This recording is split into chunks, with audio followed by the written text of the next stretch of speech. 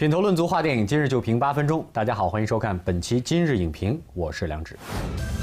她们是变形金刚的同门师妹，首次攻占国内大荧幕。这6匹五彩斑斓的小马间，看似低龄化的剧情设置，却引发了一轮关于女性情商培养、闺蜜情感问题的热议。本期今日影评特邀情感作家苏秦为您解析《小马宝莉大电影》，献给女孩们的友谊指南。欢迎苏秦老师做客今日影评。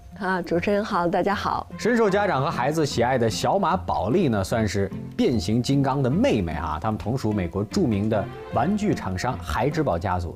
这个特别针对女孩的群体创造的卡通 IP 动画片已经连播7季。我们到开头先了解一下，在这部原班人马打造的大电影里，小马6人组又将携手经历怎样的冒险呢？小马宝莉大电影讲述了一股新黑暗势力威胁到小马谷，6位小伙伴离开小马国，踏上难忘之旅。在旅途中，他们结交了新的朋友，也遇到了刺激的挑战。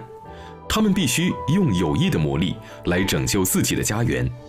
大电影不仅延续了动画版的水准，并且加入了歌舞的元素，人物更加多样，故事场景也更加的丰富。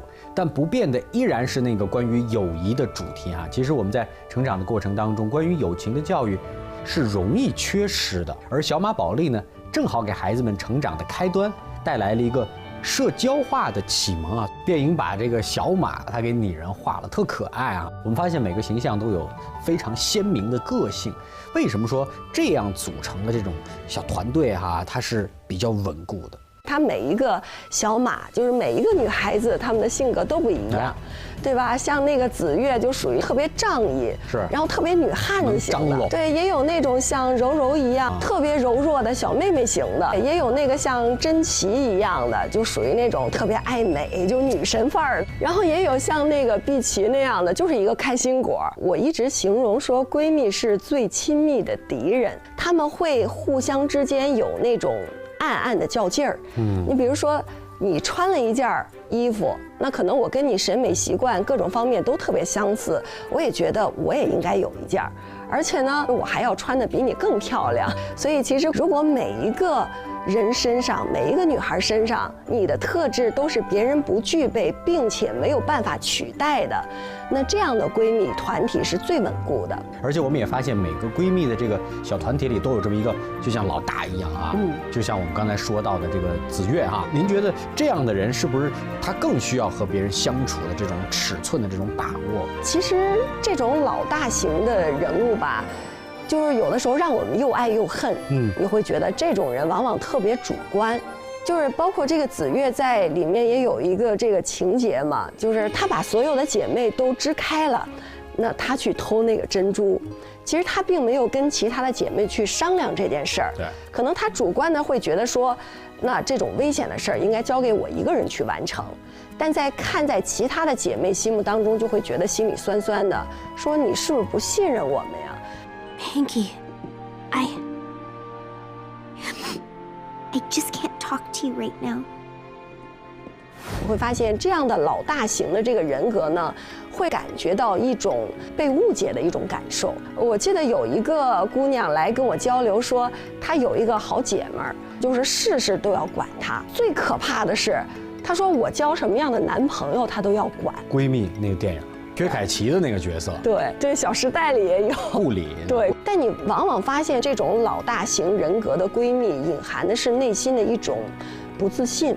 您说的很对，你比如说7月与安生，对吧？对，是。刚开始的时候觉得7月什么都有，后来就从那个男孩出现以后，就开始发现慢慢的好像这天平有点翻转，就连7月自己的心里都觉得我什么都比你强，是吧？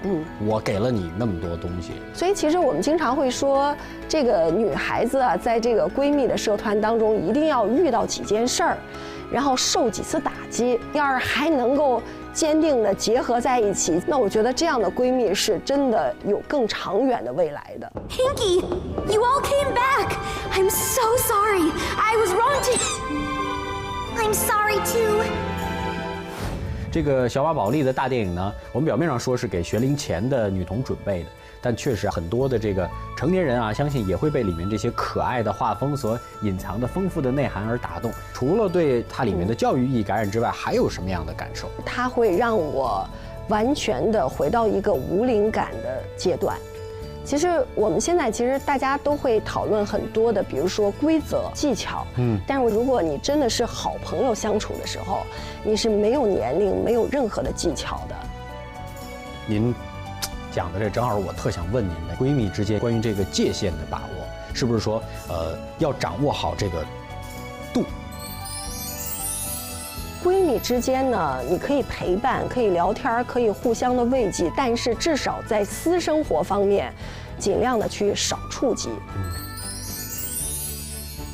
假如说你的女朋友每天都跟你说，哎，我跟你说我闺蜜怎么样，她是一个什么样的人，你从来没有见过她的闺蜜，说时间长了，你是不是会好奇说，哎，她闺蜜是个什么样的人呢？其实好奇心有的时候会产生这个新鲜感。我们现在有很多的这个男朋友和闺蜜见面之后啊，都有一种相见恨晚的感觉，就是因为你在中间当一个桥梁，互相传话，该聊的聊，不该聊的别老聊。对，所以我觉得第二点的话，其实在金钱方面要有所度。就是在跟闺蜜相处的时候，有时候这个钱往往谈不清楚。她来你这儿住，她不会提房租的问题。对，她说那个吃饭没关系，她说你吃什么我就吃什么。出门跟你逛街，她会把钱包交给你。她说你看我没有带包包，然后你帮我拿着钱包吧。然后今天所有的消费就你包了。哦，因为你总不好意思把人家的钱包拿出来付款吧？还有这种操作啊！所以其实，在朋友相处、在闺蜜相处这个问题上，我觉得大家不妨去看一下这个小马宝莉，因为它会把你带回到你特别想要、特别渴望闺蜜的那种状态。我们其实，在友谊这方面，永远渴望的是年少时候的那种纯真。谢谢苏老师带来的精彩的分享。如何融入集体，如何认同彼此，如何包容他人，无论是成长当中还是在职场上，都是一个很重要的命题。小马宝莉大电影以友谊作为切入点，去探讨更深层次的相处之道，对于女性性格培养、情商塑造都有积极的借鉴意义，并且这部献给女孩们的魔法指南，或许能够带领更多观众重温那段埋藏在心底的友情岁月。好了，感谢您收看本期的今日影评，欢迎您登录1905电影网获取更多精彩内容，下载电影频道 APP 获取更多独家影评。我们下期见。